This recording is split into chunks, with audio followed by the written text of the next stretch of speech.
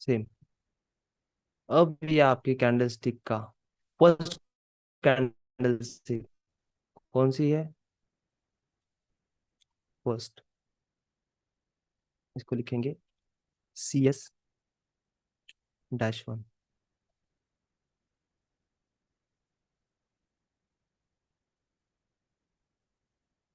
और ये candle stick 2। अब इसको अगर देखोगे तो ये है मोरुबुजु कैंडल, जिसमें पावर ही है, पावर होती है। ये है आपकी मोरुबुजु कैंडल, मोरुबुजु। अब ये CS-1 आपकी फर्स्ट मोरुबुजु है। अब इस मोरुबुजु के बाद प्राइस ने क्या किया है? अगेन एक मोरुबुजु फॉर्म की है।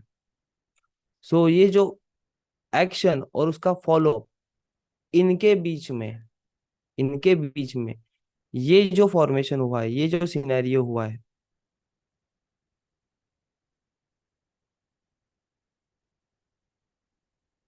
sorry, हाँ, ये जो सिनेरियो हुआ है, इसे हम कहते हैं पोक down, poke up.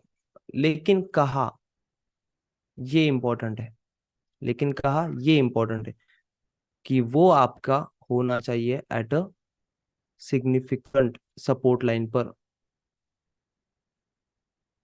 Significant support line पर आपका ये पार्ट होना चाहिए। तब जाके, तब जाके आपका ये कॉन्सेप्ट अप्लाई होता है as a poke down, poke up and follow up, and follow up. So ये फॉलो अप में हम लोग जोन कैसे मार्क करेंगे? कुछ डायरेक्ट इस तरीके से कि यहाँ पर बैटल हुई है और बैटल का फॉलो अप का रिजल्ट क्या था? ड्रॉप। सो ये फॉलो अप देने वाला जो पार्ट है, इसमें हम लोग पोक अप पोक डाउन का कॉन्सेप्ट यूज करते हैं। और ये पोक डाउन हमें इंपॉर्टेंट नहीं है, लेकिन हमारे जोन मार्किंग के लिए हमें क्या इंपॉर्टेंट है? हमें ये जोन इंपॉर्टेंट है। ये हमें, ये वाला पार्ट इंपॉर्टेंट है as a king zone,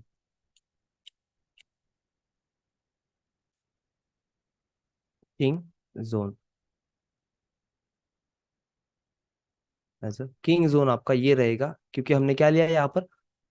price ने at a significant SSR level, significant SSR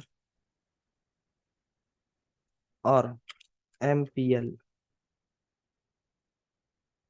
maximum pain limit, जो कि QML के लिए होती है, कॉसिमोडो।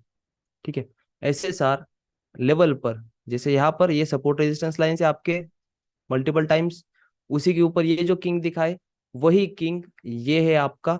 और उस किंग का जोन डाउन साइड का मोमेंटम है, इसलिए अप वाली जो आप पर वीक होगी उसे हम as a king zone mark करेंगे। क्योंकि यहाँ पर क्या हुआ है?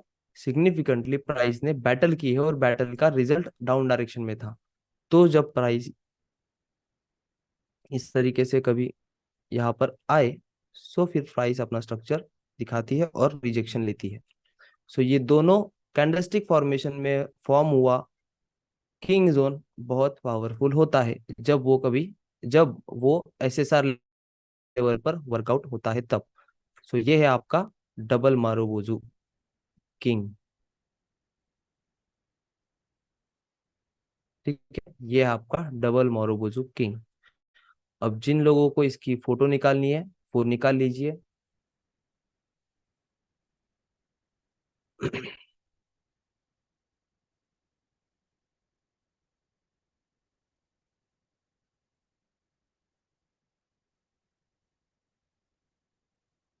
ठीक है, निकाल लिए? ओके। सो अभी जो नोट करवाया है, जो बात कही है, वो आप 1 घंटे के बाद लिख सकते हो अपने अपनी वर्डिंग्स में कि आपको क्या समझा है। क्योंकि यही समझ हर चैप्टर में आपको आगे आने वाली है, इसीलिए ये बहुत इंपॉर्टेंट पार्ट है। ठीक है। सो किंग जोन और ये सारी चीजें हो गई as a first type of king zone, first type of king zone.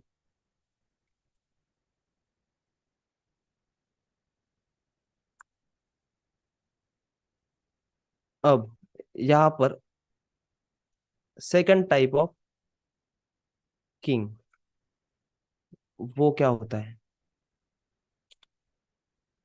B type.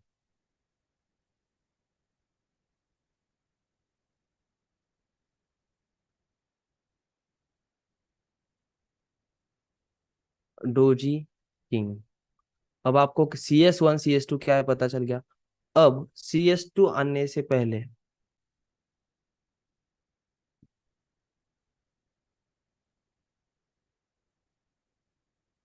CS2 आने से पहले, कैंडलस्टिक आने से पहले यहाँ पर क्या बनता है?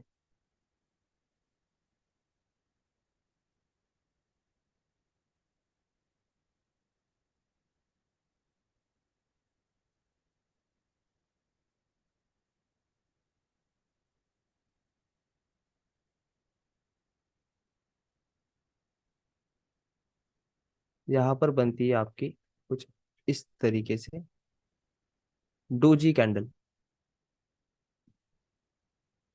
यहाँ पर आपकी बनती है इस तरीके से डोजी कैंडल। सो ये डोजी कैंडल आपके यहाँ पे अभी देखिए कैंडल स्टिक में, पहले इसमें दो थे, इसके इसमें देखिए CS2 यहाँ पर और CS3। CS मतलब कैंडल स्टिक 3। सो कैंडल स्टिक की स्टडी, कैंडल स्टिक का रीडिंग हम कर रहे हैं। सो ये CS3 है। सो यहाँ पर डिसीजन मेकिंग कहाँ पर हुई है? डिसीजन मेकिंग आपकी हुई है इस वाले पार्ट पर, इस वाले पार्ट पर, क्योंकि यहाँ पर क्या बना है? एक डोजी बना है जो कि इनडिसीजन बताता है प्राइस में। सो प्राइस में जब इनडिसीजन होता है और उसका रिजल्ट आउटपुट आपको आज सामने आता है, तब हम इस चीज को एज अ डोजी किंग लेते हैं। और वो भी उसकी लोकेशन इज इम्पोर्टेंट। लोकेशन क्या होनी चाहिए? At a SSR level, at SSR level, तभी जाके ये डोजी किंग आपका वैलिड रहेगा। ठीक है। सो अभी इसको मार्क करने के लिए से पोक डाउन कहां पर है? इस डोजी में पोक डाउन दिखा, पोक अब दिखा, प्राइस ओपन हुई, प्राइस अप गई और फिर डाउन हुआ। सो अप वाला जो पार्ट होता है वो रहेगा आपका ऑफ किंग जोन, वो रहेगा आपका king zone, doji king zone.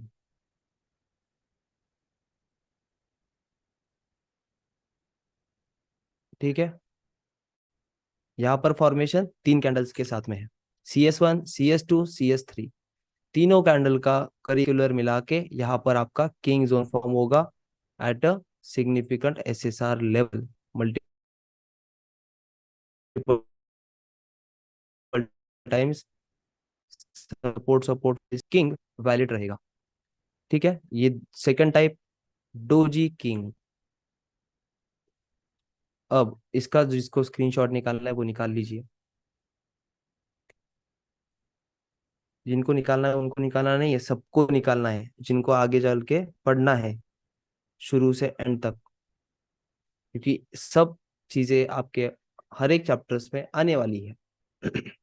सो उसका नोटेशन आपको नोट डाउन होना चाहिए।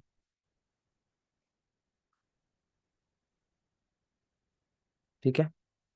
क्लियर है? निकाल दिया, फोटो निकाल दिया है, निकाल दिया। ठीक है। अब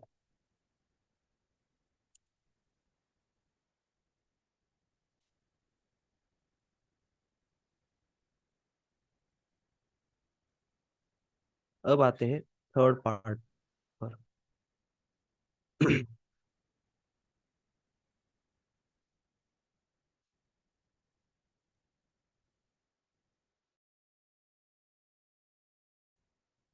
CS1 CS2 यही देख रहे हैं हम, और इसका कॉम्बिनेशन कर रहे हैं। ये देखिए हम क्या कर रहे हैं?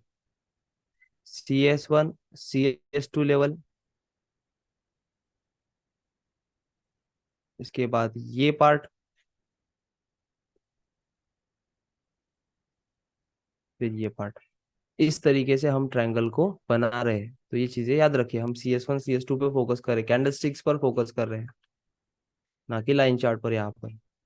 ठीक है। सो अब आते हैं थर्ड टाइप ऑफ किंग के ऊपर, जो कि है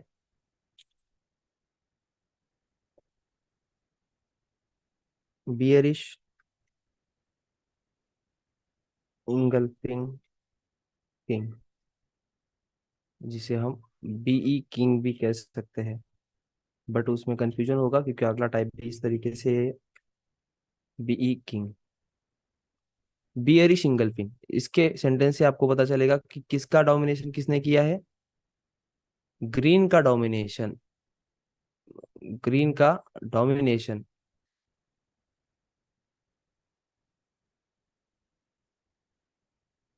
रेड ने किया होगा तब।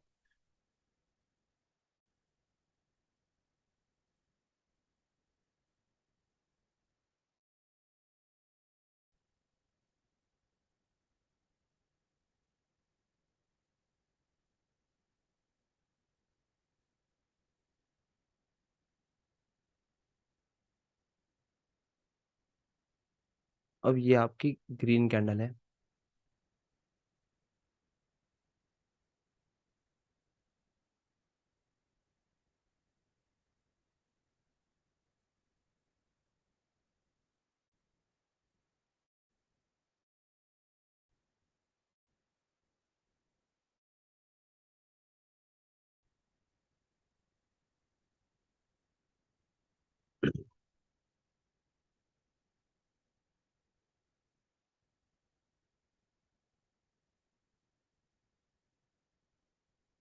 ओके।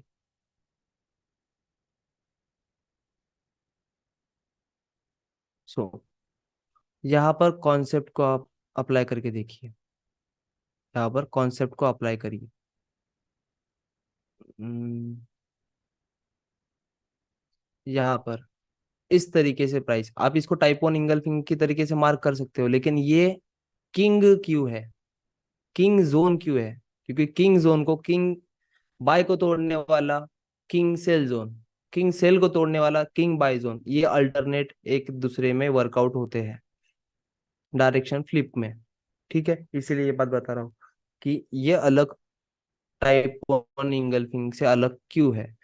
क्योंकि ये बियरिश इंगल्फिंग टाइप वन रहने दीजिए, कोई दिक्कत नहीं, लेकिन ये बियरिश इंगल्फिंग कहाँ पर हुई है? आपकी CS1 क्या है? आपकी CS1 है ये, आपकी CS1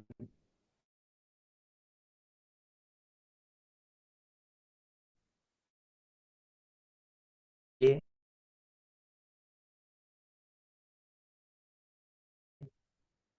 आपकी CS2 ये बियरिश इंगल्फिंग फॉर्म की है। सो इस यहाँ पर आपका ये रहेगा एज अ किंग जोन, ये एज आपका किंग जोन रहेगा। और कौन सा, ये कौन सा किंग जोन रहेगा? बीई किंग, बियरिश इंगल्फिंग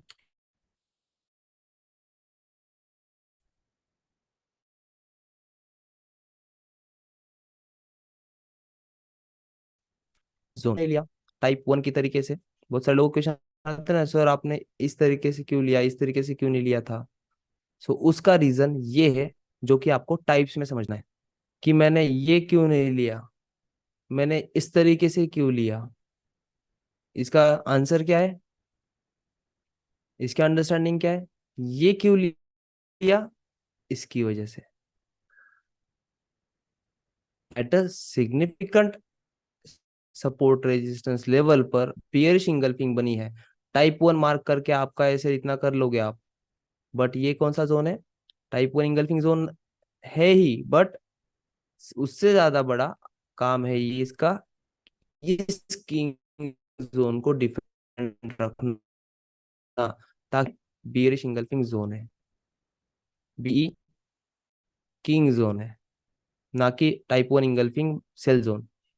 ठीक है। सो ये हो गया आपका थर्ड टाइप जस्ट मिनट।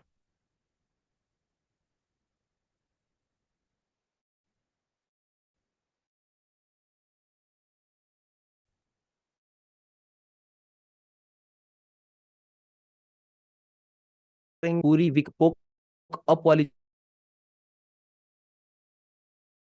जो वीक है वो पूरी मार्क करनी है, ठीक है। Next reason.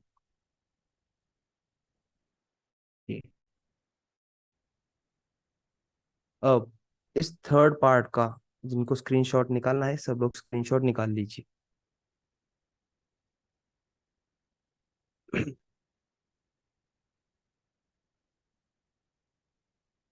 Bearish engulfing king zone,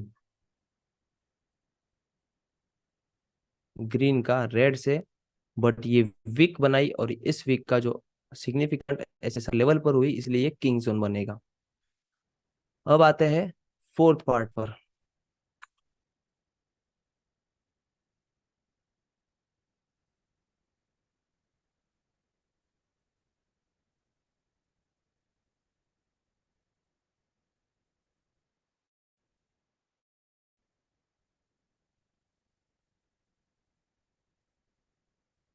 अब आते हैं फोर्थ पार्ट पर।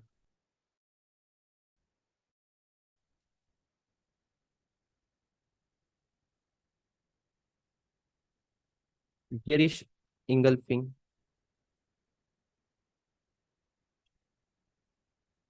रेड डैश रेड,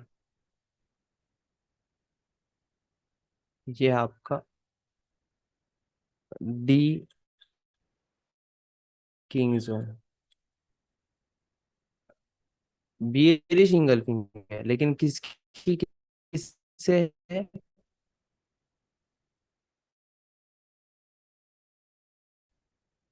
रेड की प्राइस कुछ इस तरीके से होगी, लेकिन ये जो लॉन्ग वीक आई है इस लॉन्ग वीक को, इस ये जो लॉन्ग वीक है यहाँ पर आप टाइप टू मार्किंग करोगे कोई दिक्कत नहीं, सही है, वेल एंड गुड, ठीक है। बट यहाँ पर किस तरीके का जोन मार्क होगा? ओपनिंग ऑफ द ये लास्ट वीक, ठीक है, ये लास्ट वीक और ये ओपनिंग ऑफ द सेलर्स। अब ये प्रीवियस कैंडल का सेलर्स लेना है और ये हाईएस्ट वीक, फिर से सुनिए,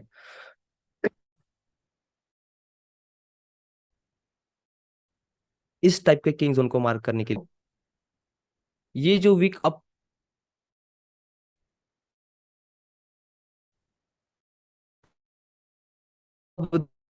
दिया और फर्स्ट कैंडल जो red first opening of the sellers, इस तरीके से आपको ये जोन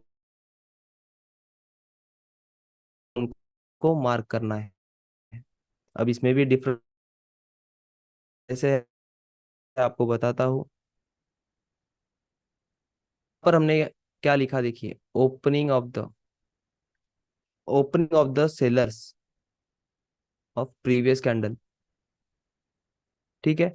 और अभी यहाँ पर पूरा किंग जोन आएगा, लेकिन अगर ये कैंडल, जस्ट अ मिनट, ये कैंडल कुछ इस तरीके से होती, सो तब क्या करते हैं?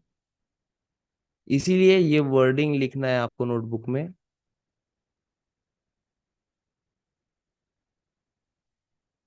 तब आपका जोन क्या बनता हमारा? पहली बात याद रखिए, पहले अप जो गया है उसका पॉइंट, जैसे कि ये, और फर्स्ट जो कैंडल है उसका ओपनिंग ऑफ द सेलर्स की price, opening of the sellers की प्राइस, इस तरीके से आपका जोन रिफाइन और रिड्यूस होगा। आपने डायरेक्टली ये पोक अप वाले डायरेक्टली वीक भी लिए, कोई दिक्कत नहीं, बस एसएल थोड़ा बढ़ जाएगा, वो कोई दिक्कत नहीं है, बट आपकी एंट्री मिस नहीं होगी। लेकिन रिफाइंड डेवलपमेंट पर्पज अगर करने जाओगे तो इस तरीके से इस जोन को रूल बेस ऐसे ही मार्क किया जाता है। Opening of the sellers of CS1, लिख देता हूँ यहाँ पर, opening of the sellers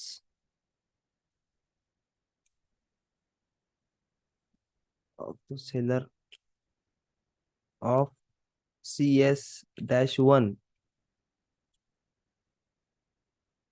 and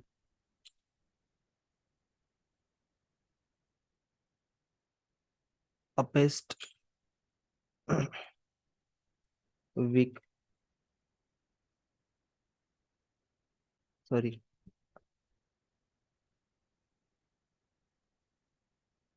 weak high of the CS-2। यह आपका रीजन रहेगा। ठीक है। सो इस तरीके से ये जोन मार्क किया जाएगा as a BE, sorry, as a bearish engulfing red, red. ये चार टाइप जो है वो इम्पोर्टेंट है आपके पूरे जर्नी को स्टार्ट करने के लिए। फिर इसमें आते हैं no shadow king, king with the wick, without wick. ये सारी चीजें रिफाइनमेंट पर्पज में कैसी करनी है वो आगे आपको अगले अपकमिंग लेसन में आएगी। सो पहला आपका फर्स्ट इनिशिएटिव क्या है, आपको ये चीजें चार टाइप्स समझने हैं। ये चार टाइप, सी पार्ट, ओके। ये चार टाइप आपने समझने हैं कि इनको किस तरीके से मार्क किया जाता है। अभी मैंने आपको डिटेल में बताया, आपके पास ऐसे फोटोज भी है।